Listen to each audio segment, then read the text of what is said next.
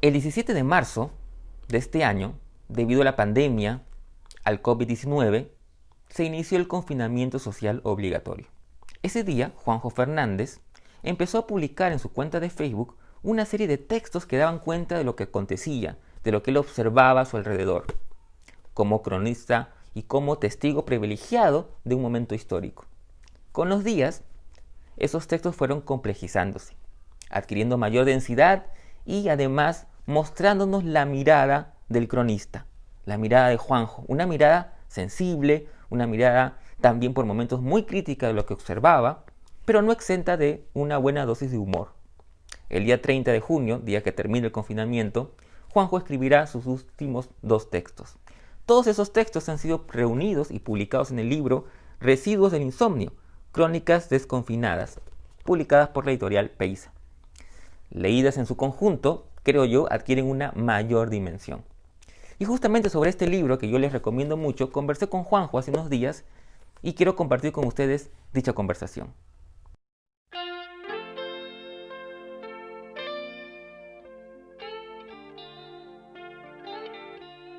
Gracias, Juanjo, por tu tiempo y por poder permitirnos conversar sobre tu libro Residuos del Insomnio, Crónicas Desconfinadas, publicado por Editorial Peiza. Eh, Quisiera un poco empezar con, eh, digamos, se trata de un libro que recoge crónicas que tú ibas publicando durante el confinamiento, ¿no? Desde el 17 de marzo, y bueno, termina el 30 de junio, eh, en el Facebook. Eh, y que es interesante porque dan cuentas, o dan cuenta, mejor dicho, ¿no? De la mirada de una especie de testigo de su tiempo, ¿no? Es decir, de un testigo de lo que estaba aconteciendo eh, básicamente en el Perú, en Lima, en Iquitos, digamos, ¿no? Pero eh, ¿cómo así te surge la idea de escribir estas crónicas? Porque me imagino que en un principio eran simplemente, eh, bueno, de hecho, tú cuentas en una de ellas eh, que te habías propuesto hacerlo diario, o sea, ya tenías una idea de a largo plazo. Eh, pero ¿cómo fue ese inicio? ¿Cómo se te ocurrió decir ese día que empieza el confinamiento voy a escribir estas crónicas y contar un poco lo que veo? ¿Y en qué momento, digamos, decides que se puede plasmar en un libro también, que sería un siguiente paso? Sí, entiendo. Bueno, Carlos, en primer lugar, muchas gracias por darme esta oportunidad de encontrarme con tus oyentes, con tus lectores y espero que también los míos en algún momento. Y sí, como dices, empiezo a escribir de una manera un poco improvisada, sin tener muy claro, con más intenciones que ideas. Voy a hacer, voy a hacer, voy a hacer. Mi vida es un voy a hacer continuo y los resultados son bien pobres, pero eso es otra cosa, ¿no? Entonces, sí que detecto la oportunidad que es para mí estar en un momento histórico, en un momento que sigo pensando que es un momento histórico, pero sigo teniendo la convicción profunda de que estamos pasando por un momento en el que va a marcar un antes de la pandemia, después de la pandemia, ¿no?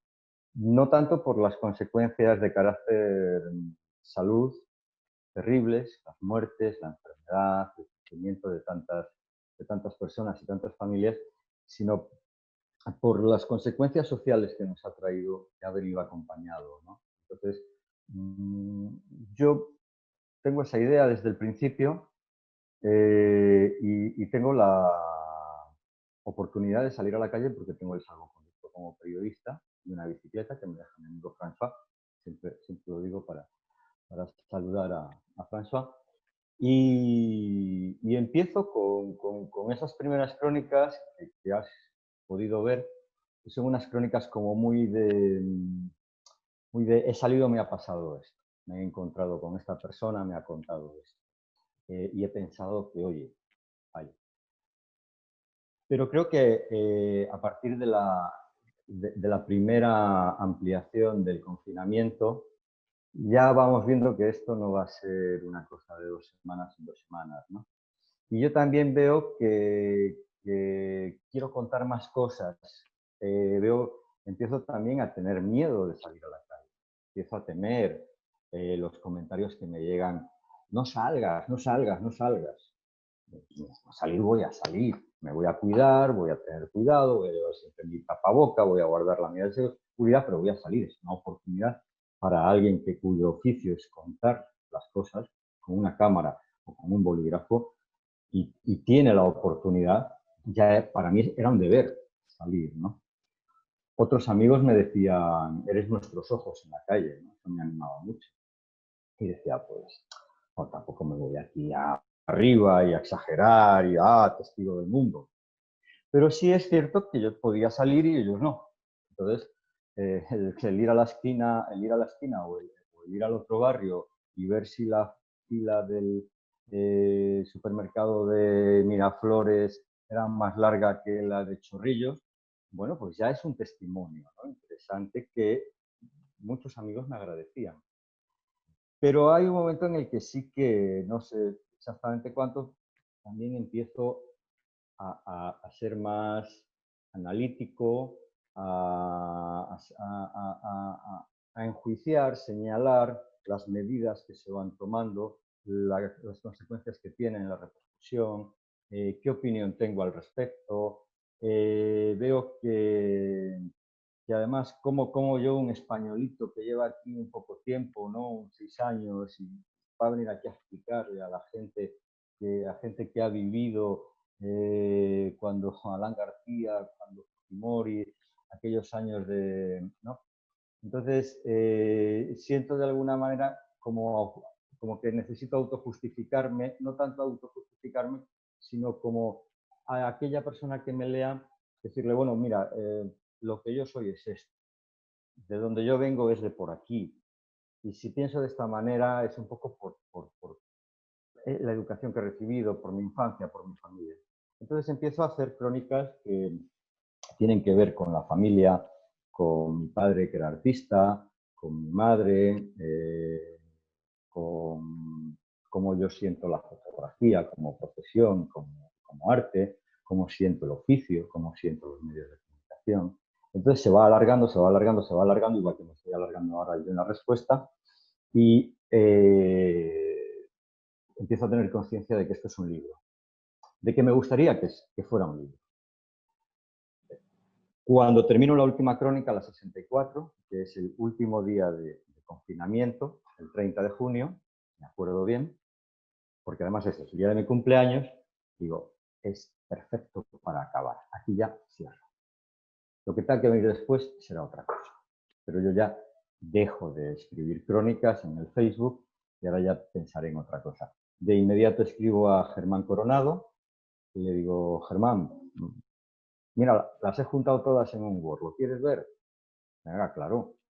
Y fue rapidísimo, rapidísimo. Fue rapidísima la decisión por parte de Peisa y luego, me adelanto quizás aquí, fue un trabajo con un enorme cariño, con una enorme profesionalidad la que ha hecho Peisa, que nos ha permitido incluso atrasarnos, porque la idea era haber tenido el libro a mediados de septiembre, pero el COVID ha ido atrasando todo, lo hemos tenido a mediados de octubre. Fantástico.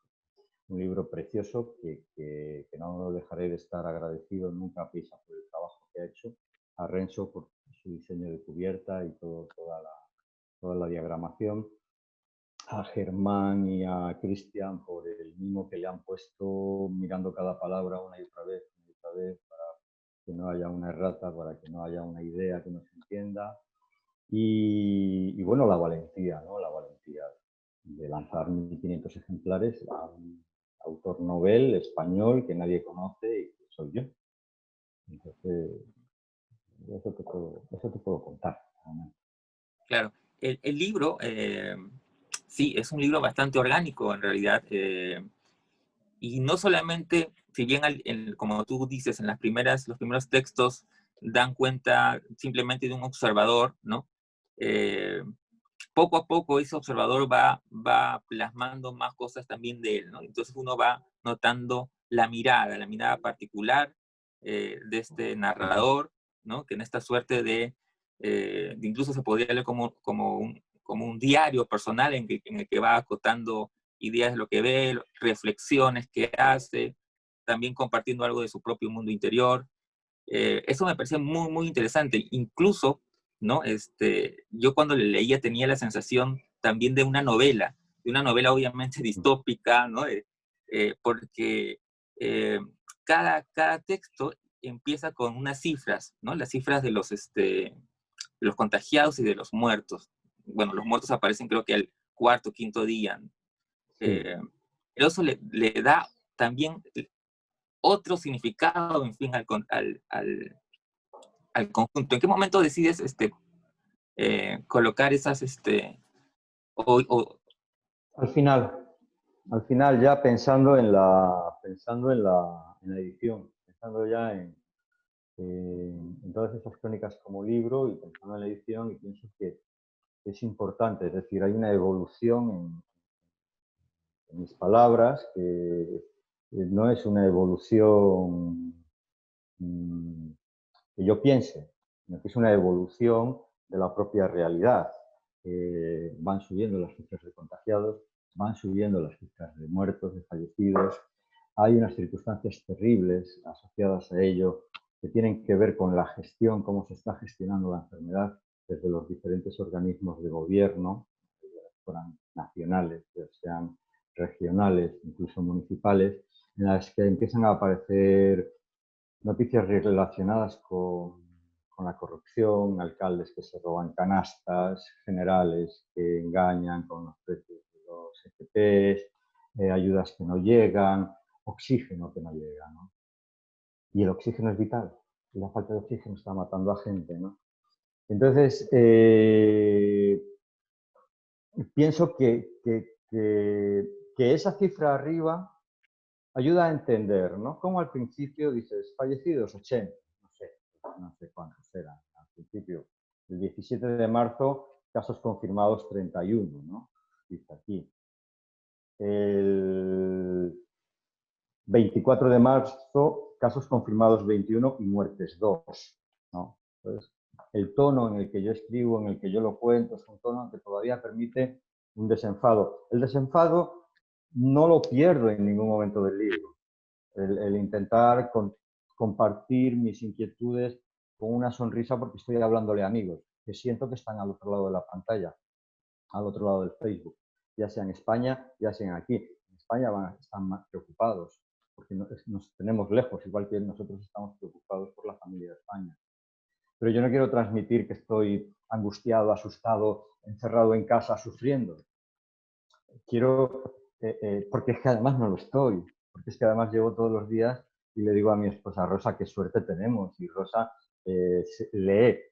Cada vez que yo publico una crónica, Rosa la lee, antes de almorzar o antes de cenar, la lee en voz alta.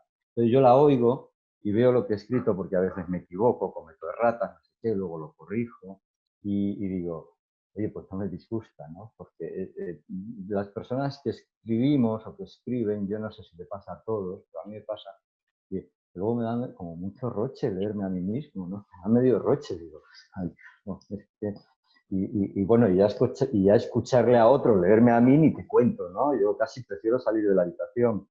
Pero escuchaba a mi esposa y entonces yo decía, voy bien. Digo, no me. Entonces, claro, el 12 de mayo las cifras ya son 3.000 confirmados y 96 fallecidos, ¿no?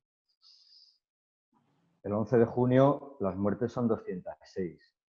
Entonces, esa evolución es paralela a la evolución del libro en qué temas trato y en cómo los trato. Por eso pensé que era un dato necesario, ¿no?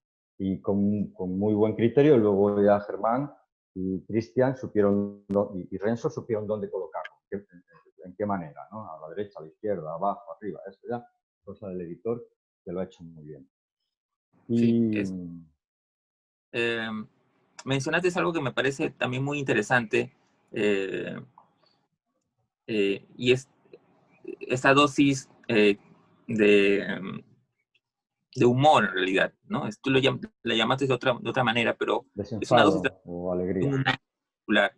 Y mientras yo leía las crónicas, pensaba en Bryce, cuando Bryce alguna vez dijo que su narrativa le ponía humor, ¿no?, a la tristeza para que duela menos. Entonces, yo recordaba esa frase que me parece pertinente porque, claro, vas contando una serie de cosas que obviamente son terribles, de lo que produce la pandemia, más la corrupción, como señalas, ¿no? Pero sin perder esa frescura, esa pequeña dosis de humor que está durante todos los relatos. Sí, y además me lo aplico a mí en primer lugar para que nadie se sienta ofendido. Yo soy el más maltratado, creo, del libro, ¿no?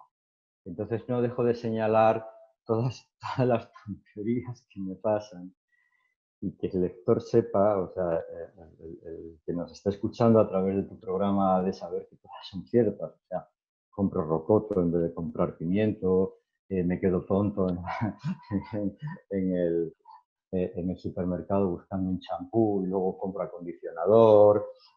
Bueno, se me pincha la bicicleta. Todas esas cosas me sirven a mí para decir, cuando luego en el mismo tono hablo del presidente Vizcarra, que no parezca una cosa irrelevante. O sea, hermanito, estamos los dos en la misma pandemia y el virus es igual de chiquitito para todos. Así que aquí vamos, ¿no? Y por ahí además creo que hace muy asequible, porque permite al lector entrar. Una de las cosas que me ha gustado mucho conforme iba escribiendo, que me escribían amigos y amigas y me decían, yo me acostumbro a leer, pero la tuya la leo hasta el final. Y digo, ay, qué bonito, digo, no puede haber mayor elogio. Que te guste o no te guste, me da igual, pero que hayas llegado al final en estos tiempos que corren, con crónicas de 1500, de 2000 palabras, parece maravilloso, me parece un mayor elogio. Y otro elogio, otro análisis que me han compartido es el de la frescura, ¿no? Muy fresco, ¿no? Porque hablo de cosas que han sido tratadas, o sea, sí hay un tema que me parece importante destacar y que es que esa mirada que yo comparto con los lectores es una mirada a pie de calle, a su mismo nivel. O sea, yo no tengo acceso a secretos porque tenga amistad con un ministro o con alguien que lo fue. Yo no me subo, no tengo ningún lugar donde subirme para ver desde arriba, ¿no?, una mirada privilegiada, ni con el carnet de prensa puedo entrar aquí o allí y entonces ver algo que tú no puedes. O sea, es una mirada en ese sentido muy común, ¿no? Lo que hago es compartirla y relacionarla. Aprovecho a mi favor la ignorancia de ser un ciudadano extranjero que llega aquí poco tiempo y se sigue sorprendiendo de las cosas que suceden. Es decir, en Perú hay cosas muy diferentes a mi país. Algunas me sorprenden en positivo y otras me sorprenden en negativo, ¿no?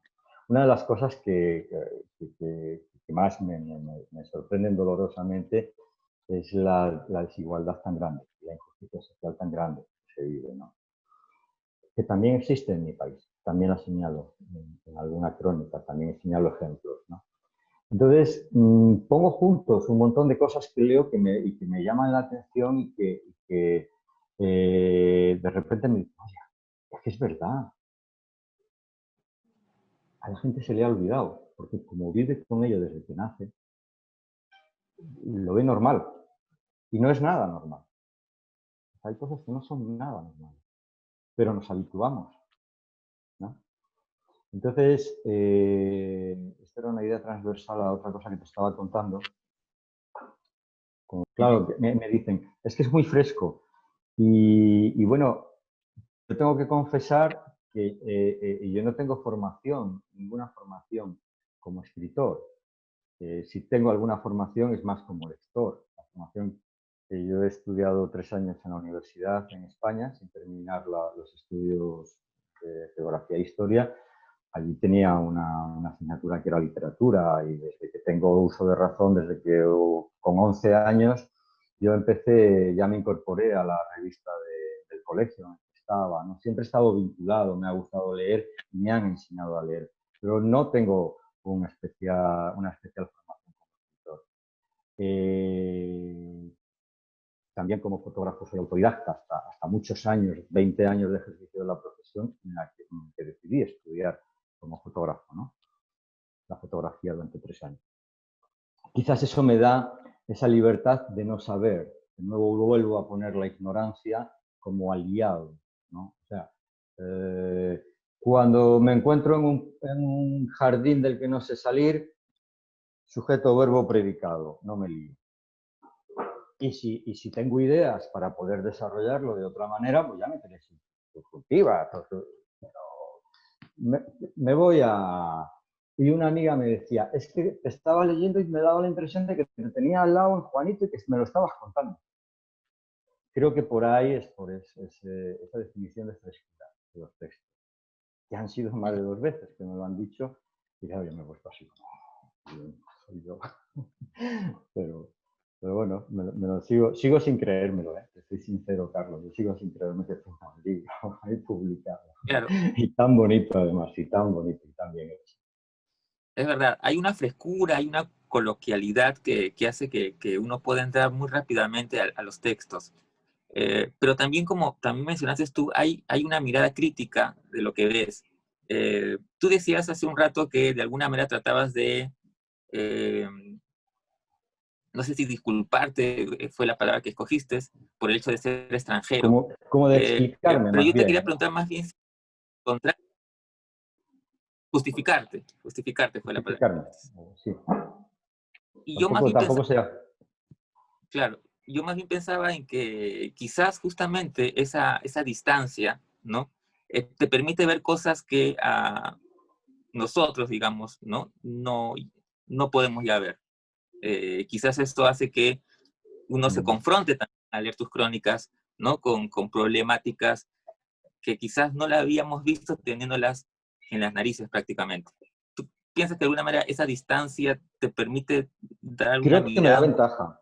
Creo que la distancia me da ventaja. Creo que la distancia, aparte que no me duele decirlo, me reconozco como en una situación favorecida, afortunada y privilegiada, ¿no? Cuando salgo y veo cómo vive la gente en el Perú normalmente, cómo son las condiciones de vida de la gran parte de ese 70% de población informal, de los cuales no es que sean todos, hay población informal muy bien posicionada, pero informal. Entonces, veo cuánto le cuesta a las personas en Perú salir adelante y yo sé que mi situación es un regalo, ¿no? Pero como estoy a 2 pasos un poco lo veo como con distancia, ¿no? Con esa distancia que no es en absoluto eh, eh, eh, ¿cómo es? Hay una palabra, que no es para nada, que no es que no me importe, ya encontraremos el término, pero no me acuerdo. Y me importa y mucho porque además, si yo caigo enfermo, voy a un médico peruano, voy a una institución de salud aquí, en Perú o en Iquitos, donde me encuentro ahora. Yo tengo que tratar con SUNAT, con mis impuestos. Yo tengo mi empresa aquí. Yo trato con las autoridades peruanas para cualquier cosa. Si me roban, tengo que ir a una comisaría peruana. En 6 años jamás me ha pasado nada. Ya te digo que soy muy afortunado y me reconozco como tal. Entonces, cuando voy a comer a un restaurante peruano. Y si el restaurante no tiene condiciones higiénicas adecuadas, el que va a tener una gastritis soy yo. O sea, no estoy libre de... No es una mirada distante y de vengo 3 semanas y me creo que ya lo he visto todo porque he hablado con 18 taxistas, 5 de ONG, 3 de... No, o sea, eh, es muy personal todo lo que es y es muy próximo todo lo que cuento. Y todo lo que cuento es verdad, quiero decir. O sea, todo lo que cuento está muy documentado, está consultado. Por ahí he procurado, y luego el editor Germán en todas sus leídas también ha mirado mucho. Digamos, oye, y este dato, sí, lo hemos comprobado 3 veces. Lo ha comprobado Cristian, lo ha comprobado Germán, lo he comprobado yo de nuevo. Entonces por eso sí, puedo decirle al lector, lo que estás leyendo es lo que es. Hasta que yo compro rocoto en vez de pimiento. Es verdad. Claro. Ahora, tú, bueno, escribes, pero eres fotógrafo también. Y quería preguntarte si de alguna manera el hecho del oficio de la fotografía, la importancia que tiene en la fotografía, bueno, lo digo yo desde mi desconocimiento, ¿no? Que tiene la fotografía el detalle. eh, Te preguntaba si eso de alguna manera influye también en tu mirada de cronista al momento de escribir, es decir, uno lee los textos y claro, hay detalles que quizás a cualquier otra persona se les hubiese pasado eh, de largo y sin prestarle atención a esos pequeños, grandes detalles. Tu oficio de Creo, fotógrafo ayuda a darte una mirada. sí, creo que el hecho de ser fotógrafo lo que me ayuda es a eh, aproximarme. Para hacer una fotografía, no puedes hacer una fotografía por teléfono. Puedes hacerla con un teleobjetivo desde más lejos, o puedes hacerla rápido y salir corriendo, pero tienes que estar en el sitio, ¿no? Entonces eso te obliga para contar una historia, a tener presencia. Entonces, creo que esa presencia, incluso en lugares donde yo no he estado presente ahora durante la pandemia y de los que he hablado, situaciones de las que he hablado sin estar presente, tenían esa intención de aproximarme lo más posible, de ser honesto. Porque además yo soy fotógrafo y yo llego, hola, buenas tardes, soy fotógrafo, y que se me vea claro. No ando por ahí con la camarita así disimulando como que estoy haciéndole fotos a los patos. O sea, no me gusta eso. O sea, soy un fotógrafo en ese sentido muy frontal. Y me dices, no me hagas fotos, bueno, pues ¿qué le vamos a hacer? No te hago fotos. Qué pena, ¿no? Pero, y entiendo que haya gente que le moleste que no le haga fotos. Cada día lo entiendo más. Pero, pero creo que el punto que te da es contar lo que puedes sentir, sino por tu propia presencia enfrente de los hechos, porque lo estás viviendo a través de alguien a quien conoces muy bien, que te importa, a quien quieres, o porque has estado ahí antes y te lo puedes imaginar, ¿no? Entonces, por ejemplo, todas las crónicas de Loreto, yo estaba en Lima, pero yo llevo viajando por Loreto 4 años mucho, entonces puedo situarme en Loreto para contarlo con distinción.